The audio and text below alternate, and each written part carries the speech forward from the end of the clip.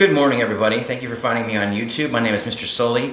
I'm located in Las Vegas, Nevada. I'm a conservative commentator, and today I wanted to talk to you about the United Nations and its relationship, its stormy relationship with Israel over the years since 1948, the year that Israel came into existence. As we're having this conversation right now, Iran's envoys are in Europe talking to their counterparts at the UN about what's happening with Israel, what's happening with the United States, and trying to get the UN to intercede on its behalf, which I find to be completely ironic because Iran, to this day, does not accept the existence of Israel or the United States. I'll say that again.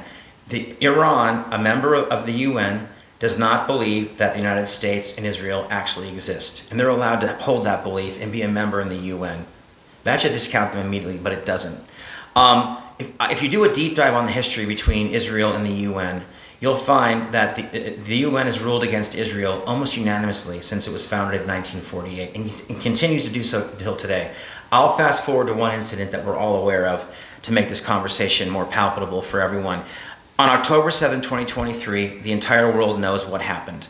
On October 7, 2023, Iran, through its proxy, Hamas, invaded Israel illegally and committed one of the greatest genocides on the Jewish people since the Holocaust. Since October 2023, the UN has issued 0 resolutions condemning that action. I'll say that again. It's now June 20th, 2025. On October 7th, 2023, Hamas, on orders from Iran, entered Israel and committed one of the biggest genocides on the Jewish people since the Holocaust, and the UN has issued 0 resolutions condemning that action. About a month after October 7, 2023, the UN issued a feckless resolution saying that it condemned all political violence in the Israeli-Palestinian conflict.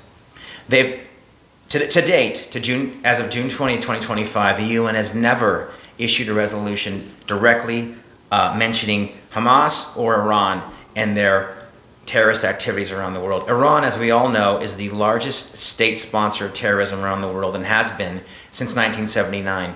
But you wouldn't know it if you looked at the UN's resolution history.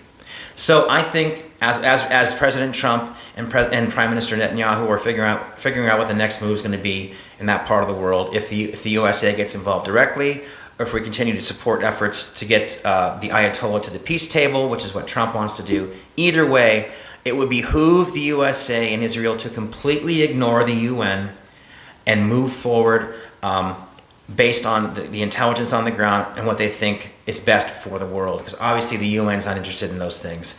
I used to believe, like most Americans, like most freedom-loving people around the world, that the United Nations actually cared about making the world a better place.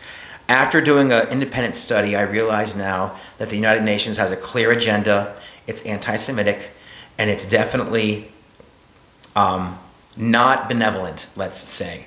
So it's time, in the same way that the legacy media has lost its usefulness, in my personal opinion, and that citizens that want to know what's going on in the world have to do their own research.